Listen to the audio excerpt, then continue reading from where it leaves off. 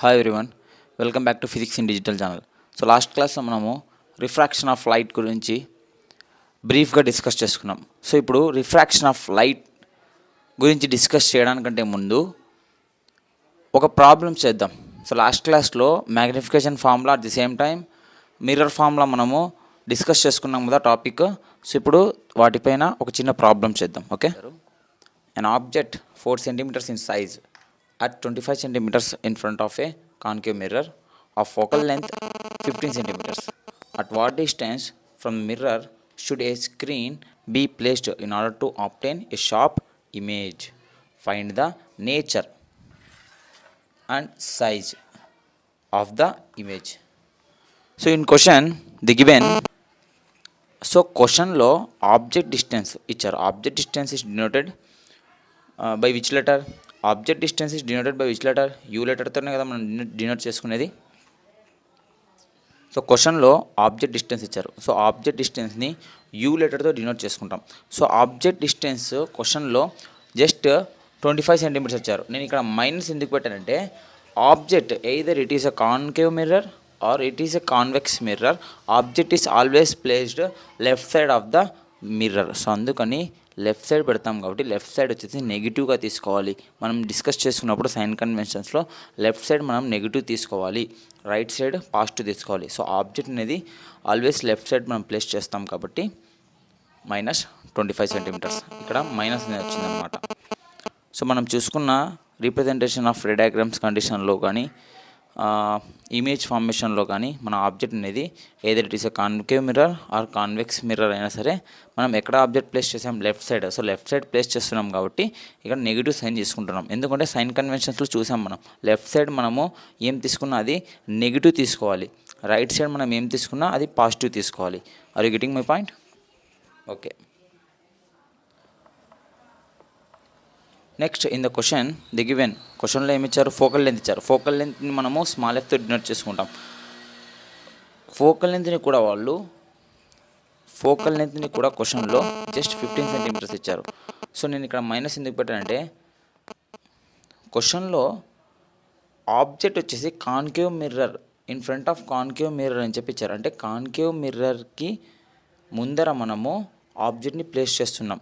So concave మిర్రర్కి మనం ముందర ఆబ్జెక్ట్ని ప్లేస్ చేస్తుంటే సో కాన్కేవ్ మిర్రర్ యొక్క ఫోకల్ లెంత్ కూడా లెఫ్ట్ సైడ్లోనే వస్తుంది కదా. లైక్ ఫర్ ఎగ్జాంపుల్ ఇది కాన్కేవ్ మిర్రర్, లైక్ ఇది ఆబ్జెక్ట్ అనుకోండి, ఇక్కడ ఉంది ఆబ్జెక్ట్. సో ఫోకల్ లెంత్ వచ్చేసి the distance between pole and principal focus, దీన్ని ఫోకల్ లెంత్ అంటాం. సో ఫోకల్ లెంత్ వచ్చేసి లెఫ్ట్ సైడ్లో ఉంది. సో లెఫ్ట్ సైడ్లో ఉంది కాబట్టి మనం దాన్ని నెగిటివ్గా తీసుకుంటాం. సో నెక్స్ట్ మనకు ఆబ్జెక్ట్ హైట్ ఉంది 4 centimetres, object distance -25 centimetres, focal length 15 centimetres. In question the given these 3 object height ఇచ్చారు క్వశ్చన్లో, ఆబ్జెక్ట్ డిస్టెన్స్ ఇచ్చారు, ఫోకల్ లెంత్ ఇచ్చారు. సో ఇప్పుడు నా మనము మిర్రర్ ఫార్ములాను యూజ్ చేసి ఈ క్వశ్చన్ని సాల్వ్ చేయడానికి ట్రై చేద్దాం. 1/v + 1/u = 1/f. So we already discuss about mirror formula గురించి మనం డిస్కస్ చేసుకున్నాం. సో ఇక్కడ మన క్వశ్చన్లో వి అనేది ఇవ్వలేదన్నమాట. సో క్వశ్చన్లో యూ ఇచ్చారు, ఫోకల్ లెంత్ ఇచ్చారు. సో ఇప్పుడు మనము ఈ ఇచ్చిన వాల్యూస్ని ఈ యొక్క మిర్రర్ ఫార్ములాలో సబ్స్టిట్యూట్ చేసుకుందాం. 1/v + 1/u ఎంత ఇచ్చారు మనకు? -25 సెంటీమీటర్స్, 25. సో ఎంత ఇచ్చారు? Focal length -15 centimetres. సో ఇక్కడ వి కనుక్కోమంటున్నారు. సో విని మనము ఎలా చెప్పుకున్నాం? ఇంతకుముందు మనం డిస్కస్ చేసుకున్నప్పుడు వి అంటే ఏం చెప్పుకున్నాం మనము? ఇప్పుడు మనము ఈ ఫార్ములా నుంచి ఏమి కనుక్కోవాలి అంటే విని కనుక్కోవాలి. 1/v. సో సాల్వ్ చేద్దాం. 1/v = నేను ఈ 1/-25 వాల్యూని ఇట్ సైడ్కి పంపించుకుంటున్నా. సో ఇక్కడ 1/v అనేది ఇలానే పెట్టాను. తర్వాత ఇక్కడ ఉన్న ఇది క్వశ్చన్ ఇలానే పెట్టాను. తర్వాత ఇది ఈక్వల్స్ టు పక్కన 1/-15 ఇప్పుడు ఈ హోల్ వాల్యూని టోటల్ వాల్యూ నేను ఇటు సైడ్కి పంపిస్తున్నాను కదా. సో ఈ టోటల్ వాల్యూని ఇటు సైడ్కి పంపిస్తున్నా కాబట్టి ఇది యాక్చువల్గా ఈ వాల్యూ మొత్తం పాజిటివ్లో ఉంది ఇక్కడ. సో ఈ వాల్యూని మొత్తం నేను ఇటు సైడ్కి ఇక్కడ వేసుకుంటున్నాను. అంటే ఈ పాజిటివ్లో ఉన్న వాల్యూ ఈజ్ ఈక్వల్స్ టు ఇటు సైడ్కి, అంటే రైట్ సైడ్కి వచ్చేస్తే లెఫ్ట్ సైడ్ నుంచి, అప్పుడు ఈ యొక్క సైన్ అనేది చేంజ్ అవుతుంది. పాజిటివ్గా ఉన్నది నెగిటివ్గా చేంజ్ అయిపోతుంది. సో -1/-25. ఓకేనా. So next 1/v is equals to, so here minus cancel అయిపోతుంది. So next -1/15 plus 1/25. ఇప్పుడు 15ని 25ని మనం ఎల్సిఎం చేద్దాం. 25, 5 3 15, 5 5 25. సో ఇప్పుడు 5 × 3 × 5, 5 × 3 × 5 చేస్తే 75 వస్తుంది.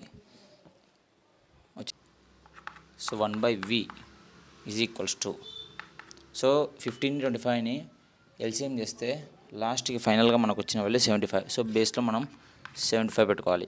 అవునా, 75 పెట్టుకున్నాం. సో ఇప్పుడు 15 టేబుల్లో ఎక్కడైనా 75 వస్తుందా?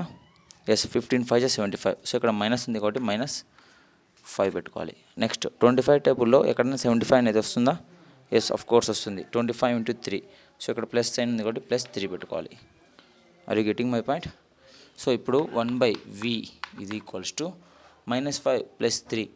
సో -2. ఎందుకంటే -2 ఎందుకు పెట్టుకోవాలంటే 5 అనేది పెద్ద వాల్యూ. సో బిగ్ వాల్యూకి ఏదైతే సైన్ ఉంటుందో దాని ముందర దాన్ని మనము కన్సిడర్ చేయాలి అన్నమాట. నెక్స్ట్ 75. సో ఇప్పుడు మనకు ఈ వాల్యూని మనము కనుక్కోవాలి. సింపుల్గా v/1 is equals to 75/-2. So ఇప్పుడు దీన్ని సాల్వ్ చేస్తే v is equals to 37.5. v is equals to 37.5 వచ్చింది. రివర్స్గా ఎందుకు రాసుకున్నామంటే మనం కనుక్కోవాల్సింది డినామినేటర్లో ఉన్న vని.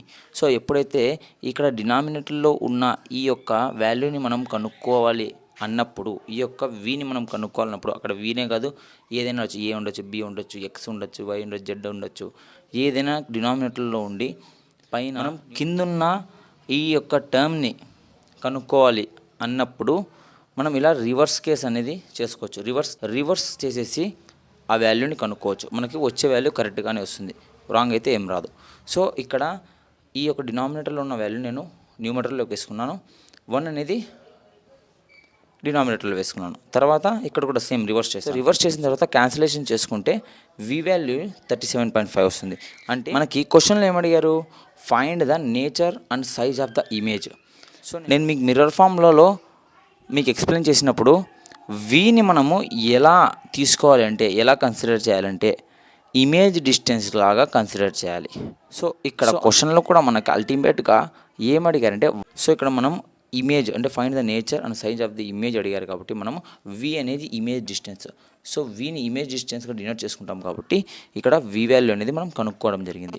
ఆంధ్రప్రదేశ్ బోర్డుకి సంబంధించిన ఫిజిక్స్ సబ్జెక్ట్లో 5 చాప్టర్స్ ఉన్నాయి. ఈ 5 చాప్టర్స్లో మ్యాక్సిమం ప్రాబ్లమ్స్ అడగడానికి చాలా తక్కువ ఛాన్స్ ఉంది. సో ప్రాబ్లమ్స్ మేబీ 1 అడగచ్చు, లేదా 1 or 2 అడగచ్చు, అంతకంటే ఎక్కువ అడగరు. మ్యాక్సిమం థియరిటికల్ పార్ట్ గురించి మీకు ఎక్స్ప్లెయిన్ చేయమని అడుగుతారు. మ్యాక్సిమం మీకు క్వశ్చన్స్ ఎలా అడుగుతారంటే ప్రాబ్లమ్స్ లేకుండా ఉన్నవే మోస్ట్లీ మీకు అడగడానికి ఛాన్స్ ఎక్కువగా ఉంటుందన్నమాట. సో అందుకని జస్ట్ మీకు ఒక ఎగ్జాంపుల్ లాగా మిర్రర్ ఫామ్లను యూజ్ చేసి మనం ప్రాబ్లమ్ని ఎలా సాల్వ్ చేయొచ్చో జస్ట్ ఒక ఎగ్జాంపుల్ లాగా చూపించాను అనమాట. సో రిఫ్రాక్షన్ ఆఫ్ లైట్ నేను ఇంతకుముందే డిస్కస్ చేస్తాను. రిఫ్రాక్షన్ ఆఫ్ లైట్ అనేది, సో లైట్ అనేది మనకు బెండ్ అయినట్లు కనపడుతుంది. సో ఆ ప్రాసెస్నే మనం రిఫ్రాక్షన్ ప్రాసెస్ అంటాం. So let me show you think it is one glass slab. So ఇదొక glass slab is nothing but one transparent material. అది ఎలా ఉంటుందంటే ఒక గ్లాస్ లాగా ట్రాన్స్పరెంట్ మెటీరియల్ అనమాట. ఇది గ్లాస్ స్లాబ్ అంటే ఏం లేదు, ఒక ట్రాన్స్పరెంట్ గ్లాస్ మెటీరియల్ అనమాట. సో ఇది different type of medium. Air అనేది different type of medium. So ఇది మొత్తం ఎయిర్. సో బయట ఉన్న అట్మాస్ఫియర్ మొత్తం ఎయిర్. ఇది గ్లాస్ స్లాబ్. సో గ్లాస్ స్లాబ్లో ఉన్న మీడియం అంటే ఇది ఒక డిఫరెంట్ మెటీరియల్, పైన ఎయిర్ అనేది డిఫరెంట్ మీడియం. సో ఎయిర్లో నుంచి వస్తున్న లైట్ రే ఎప్పుడైతే డిఫరెంట్ మీడియంలోకి లేదా డిఫరెంట్ మెటీరియల్లోకి వెళ్ళేటప్పుడు లైట్ యొక్క స్పీడ్ తగ్గడం వల్ల లైట్ బెండ్ ఎలా అవుతుందంటే, so let me show you in the diagram. So consider it is a incoming light ray which is coming from air, it means rarer medium, and it is coming, the light ray is coming from rarer medium to denser medium here. So here light ray అనేది యాక్చువల్గా ఈ డైరెక్షన్లో వెళ్తుంది కదా. So లోపలికి ఇదే డైరెక్షన్లో లోపలికి వెళ్ళదన్నమాట. ఏమవుతుందంటే లైట్ అనేది బెండ్ అవుతుంది, స్లైట్లీ బెండ్ అవుతుంది ఇలా. అర్థమైందా? స్లైట్లీ బెండ్ అవుతుంది, స్లైట్లీ బెండ్ అయింది. సో ఎలాగైతే మనకి రిఫ్లెక్షన్లో లాస్ ఆఫ్ రిఫ్లెక్షన్స్ 2 ఉంటాయో, ఇక్కడ కూడా రిఫ్రాక్షన్ ప్రాసెస్లో కూడా there is 2 laws of refraction, 2 laws of refraction ఉన్నాయి. సో ఆ లాస్ ఆఫ్ రిఫ్రాక్షన్లో ఫస్ట్ ఏంటంటే ద ఇన్కమింగ్ లైట్ రే అంటే incident light ray, refracted ray అంటే బెండ్ అయిన లైట్ రే, ఇది refracted light ray. And the normal refracted light రేకి incident light రేకి ఎగ్జాక్ట్గా మిడిల్లో వచ్చే light ray, it's a normal. All lines same plane. So ఈ 3 ఒకటే ప్లేన్ మీద ఉంటాయంట. So first law of refraction అనేది సాటిస్ఫై అయింది. సెకండ్ లా ఆఫ్ రిఫ్రాక్షన్ ఏంటంటే, so for example second law of refraction ఏంటంటే, ఇది మ్యాక్సిమం మనకు న్యూమెరికల్ ప్రాబ్లమ్స్ యూజ్ అవుతుంది, అంటే ప్రాబ్లమ్స్ చేయడానికి యూజ్ అవుతుంది. సో సెకండ్ లాస్ ఆఫ్ రిఫ్రాక్షన్లో sine i by sine r is equals to constant. అంటే the ratio of sine of the angle of incidence to the sine of the angle of refraction is constant. ఇది second law of refraction. ఓకేనా? So first law of refraction ఇక్కడ satisfy అయింది. So light అనేది slightly bend అవ్వడం జరిగింది. ఎందుకంటే light ray యొక్క speed 3 lakhs kilometre ఉంటుంది పర్ సెకండ్కి. ఆ 3 lakhs కిలోమీటర్ పర్ సెకండ్ అంత స్పీడ్తో వస్తున్న లైట్ రే ఒక మీడియం అంటే ఒక ఎయిర్ అనే మీడియంలోంచి ఇంకొక గ్లాస్ అనే మీడియంలోకి వెళ్ళేటప్పుడు లైట్ స్పీడ్ డిక్రీజ్ అవ్వడం వల్ల అది నార్మల్గా వెళ్ళే డైరెక్షన్ కంటే కొంచెం స్లైట్లీ బెండ్ అవుతుంది, అంటే కొంచెం యాంగిల్తో బెండ్ అవుతుంది అన్నమాట. సో ఈ బెండింగ్ ఆఫ్ లైట్ని ఏమంటారంటే రిఫ్రాక్షన్ ఆఫ్ లైట్ అంటారు. ఏమంటారు? Refraction of light. Sorry, getting my point? So here ఇది మీడియం 1, ఇది medium 2. So this is all about refraction of light అనమాట. సో ఇది normal. So thank you, stay tune, subscribe for more content.